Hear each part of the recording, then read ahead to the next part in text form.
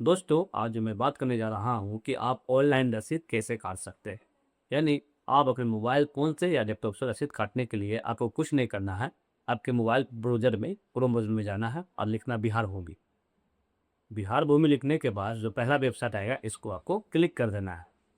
Click करने के बाद आपको स्टॉप का पॉपअप मिलेगा, इसको आपको बंद कर देना है।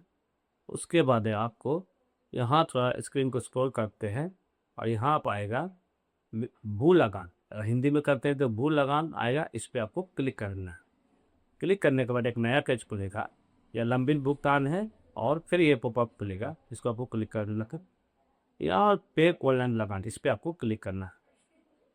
क्लिक करने के बाद थोड़ा सा इंतज़ार करना है और यहाँ आपको कुछ ज़रूरी सूचना आएगा। इस पे क्या होगा, जो सिस्टम पेमेंट कीजिएगा तो जो पेमेंट आईडी है उसको आपको सेव करके रख देना है ताकि आपको रसीद मिल सके। उसका लिए आप ओके कर देना।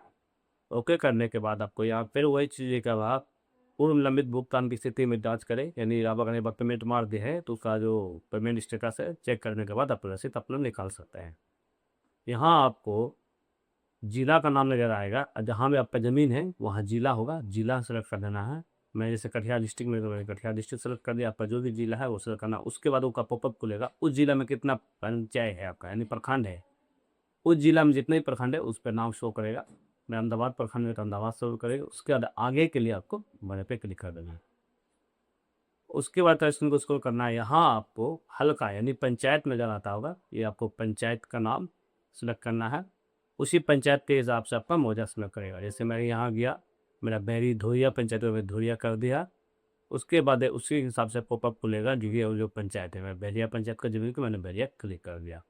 उसके बाद मैं इसको आगे से आप यहाँ आपका लगान देखने के लिए इन इनमें से किसी एक चीज़ की ज़रूरत है। जैसे भाग नंबर हो गया, पृष्ठ संख्या हो गया, रैयत का नाम हो गया, प्लॉट नंबर हो गया, खाता नंबर हो गया, जमाबंदी संख्या हो गया, या जमाबंदी संख्या या पृष्ठ संख्या के हिसाब से आप अपना जमीन देख सकते हैं। उसका अनुसार कोड डालना है। खोजे या फिर से खोजे या होम पे आपको जाना है। क्लिक करने के बाद फिर आपको यहाँ स्क्रीन को स्क्रॉल करना है। यहाँ बहुत सारा आदमी का नाम आ रहा है, मुझे अपने नाम का जरूर पढ़ना है, इसलिए इसमें से जिसका भी नाम का आपको ज़मीन काटना है रसीद, तो जैसे मेरा नाम मेराज खान है तो मैं अपना खोज रहा हूँ, तो मैं अपने इसमें देख पे गया। यहाँ आपको इस टाइप का पंजी 2 का विवरण नज़र आता होगा, जिसमें आपको पूरा डिटेल होगा, किसके किसके नाम से ज़मीन है पूरा डिटेल आएगा। यहाँ ज़मीन का खाता होगा, खसरा होगा, रकबा होगा कितना है। तो यहाँ रैयत का नाम जरूर चेक कर लीजिएगा कि उस नाम से काट रहे हैं। उसके बाद आपको यहाँ स्क्रॉल करना है और यहाँ देख देख रहे होंगे कि मेरा जो लगान रसीद है, लगान जो रसीद है वो एक बार मैंने काट दिया। अगर आपको दोबारा पुराना रसीद निकालना है, यहाँ से आप निकाल सकते हैं। देखने पे जैसे क्लिक कीजिएगा तो आपका जो पुराना रसीद है वो नजर आएगा, उसका प्रिंट आप मार कर रख सकते हैं। बट मुझे काटना रसीद, इसलिए यहाँ मैंने कुल बकाया है 1 साल का है, 26-27 का 540 टका। यहाँ मैं नीचे स्क्रॉल करूँगा, यहाँ आपको जिसके नाम से ज़मीन उसका नाम लिखना है, उसका मोबाइल नंबर लिखना है, डाल देना है। उसका एड्रेस डालना है। उसके बाद एड्रेस टू डाल भी सकते हैं, छोड़ भी सकते हैं। पिन कोड डालना है जहाँ पे आपका वो है। उसका बाद ईमेल आईडी डाल भी सकते हैं, छोड़ सकते हैं। उसका बाद एग्री टर्म एंड कंडीशन पे आपको क्लिक कर देना है।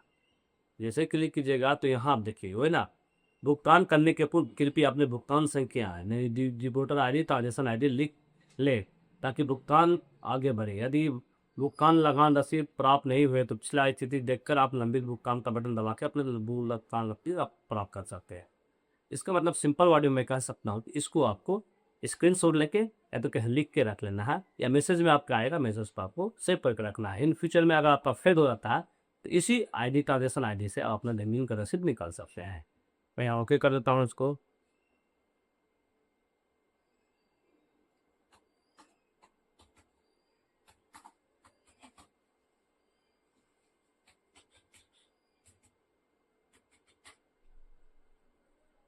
ये फिर इस टाइप का पेज को लेकर RMS पेज थोड़ा टाइम ले रहा है, इंतजार कर लो। उसके बाद आपको इस टाइप का इंटरफेस खुलेगा। यहाँ आपको स्क्रीन को स्क्रॉल करना है और यहाँ आपको जो आपका डिटेल होगा जमीन का होने जाता होगा, या टर्म एंड कंडीशन को जल्दी करना है। उसके बाद नेक्स्ट कर देना है। उसके बाद यहाँ रिफ्रेश कन्फर्म टू पे होएगा, रिफ्रेश नंबर आएगा 540, मेक पे पे आपको क्लिक करना है। क्लिक करने के बाद यहाँ आपका होगा मोड, यहाँ आपका मोड पे ध्यान देना है, ऑनलाइन मोड, पे एट बैंक काउंटर आपको ऑनलाइन मोड में रखना है। उसके बाद ऑनलाइन मोड में जैसे सेलेक्ट कीजिएगा तो यहाँ आपको आएगा प्लीज पेमेंट मेथड जो आएगा सेलेक्ट करने बोलेगा, यहाँ आपको सेलेक्ट करना है डेबिट क्रेडिट कार्ड या फिर ऑनलाइन से कर सकते हैं। नेट बैंकिंग मैंने कर दिया, आपको नेट बैंकिंग करना है। अगर फ़ोन पे, गूगल पे या पेटीएम से आप ऑनलाइन यानी यूपीआई से पेमेंट करने के लिए आपको नेट बैंकिंग में सेलेक्ट करना है। उसके बाद यहाँ बैंक आपको स्टेट बैंक रखना है। उसके बाद यहाँ आपको रिमार्क्स कुछ डालना का तो डाले, इसको स्किप करना है और यहाँ आपको जो सुरक्षा कोड है कैप्चा डालना है।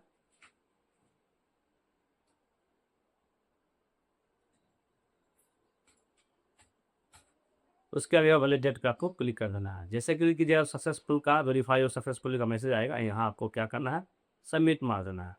सबमिट मारने के बाद आपको यहाँ एक आएगा GRN जनरेशन स्टेटस आएगा, यहाँ नंबर दिया हुआ रहेगा, यहाँ ये करेगा प्रोसीड टू पे के आपको क्लिक करना है। जैसे क्लिक कीजिएगा तो स्क्रीन को कोड होगा, स्टेट बैंक का आपका डैशबोर्ड खुल जाएगा। यहाँ आपको बहुत सारा ऑप्शन होगा, नेट बैंकिंग भी कर सकते हैं, स्टेट बैंक कार्ड से भी कर सकते हैं, अदर डेबिट कार्ड से भी कर सकते हैं। अगर मान लीजिए कुछ नहीं यूपीआई नहीं चलाते हैं तो अदर डेबिट कार्ड से भी कर सकते हैं, क्रेडिट कार्ड से भी कर सकते हैं। इसके 14 भी करेगा यूपीआई पेमेंट या उसका कैश या चेक से भी कर सकते हैं। यहाँ हम यूपीआई पे आप क्लिक करेंगे। जैसे यूपीआई पे क्लिक करेगा तो आपको 6 मिनट का टाइम मिलेगा। 6 मिनट का आपको पेमेंट मारना है, अगर नहीं मार पाएगा तो कब करिएगा। यहाँ आपको क्लिक स्कैन करना है और यहाँ आपको स्टार्ट होगा, यहाँ आपको कंफर्म पे क्लिक करना है, यानी आप यूपीआई से पेमेंट मारने के लिए। जैसे ही कीजिएगा तो आपको यहाँ 3 मिनट का टाइम मिलेगा। यूपीआई आईडी स्कैनर जनरेट हो जाएगा, स्कैन को स्कैन करके आप पेमेंट जैसे ही मारिएगा तो आपको सक्सेसफुली का मैसेज आएगा और आपका अमाउंट कटेगा। उसके बाद आपका रसीद कट जाएगा, है ना। इस स्टेप को करके आप अपने मोबाइल फ़ोन से या लैपटॉप से ये प्रोसेस को अप्लाई कर सकते हैं।